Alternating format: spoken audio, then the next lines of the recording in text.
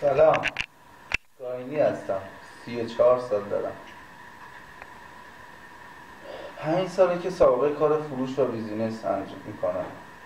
2 ساله که به صورت تخصصی دارم روی محصول پپسی کار میکنم.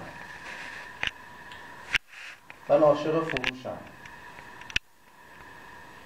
خوشحالم که دارم روی محصولی کار میکنم که حداقل بیش از 100 سال سابقه خدمت داره.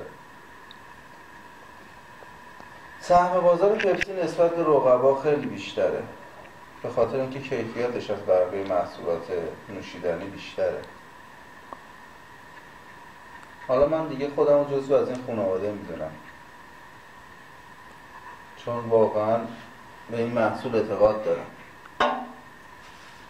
حالا از این حرفا که بگذاریم، من میخواستم راجع به عشقم صحبت کنم. عشق اصلیم که بازم پپسیه.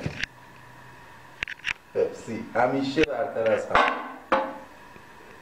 منتظر یک خبر خیلی مهم و جدی و تاپ از پپسی باشید در آینده در ایران. I love you پپسی.